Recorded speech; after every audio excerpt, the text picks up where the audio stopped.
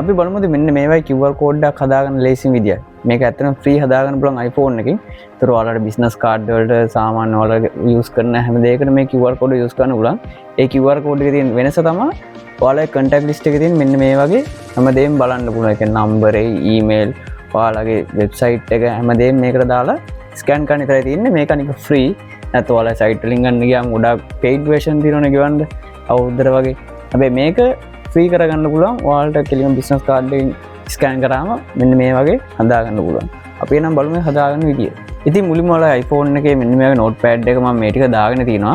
ඔයාලට මම මේක කමෙන්ට් එකෙන් දාන්න. මේකේ තියෙනවනේ FN, role, URL, email type එක ඒ වගේ තියෙන දේවල් වලට මෙන්න මේ තියෙන කනිෂ්ක මතුරන් කියන FN කියන ඔයාලගේ නම full name එක, role එක කියන්නේ destination එක, ඔයාලගේ තියෙන destination එක. ඉතින් ඔන්න ඕක තමයි මෙතන දාලා email එක දාලා website එක දාලා ඔන්න ඔය ටික දාලා නම්බර් එක දැම්මම ඊට පස්සේ මේක කොපි කරගෙන ඉතින් ෂෝට්කට් වලට ගිහලා මෙතන තියෙන ප්ලස් අයිකන් එක තියෙන අන්න එක ක්ලික් කරලා new shortcuts කියලා තියෙනවා. එතන ඔයා ටයිප් කරනවා create QR code කියලා.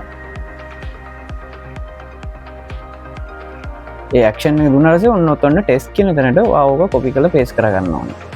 ඒක කරාට පස්සේ තව පොඩි වැඩක් තියෙනවා. ආය action වලට ගිහලා show content කියලා එකක් තියෙනවා.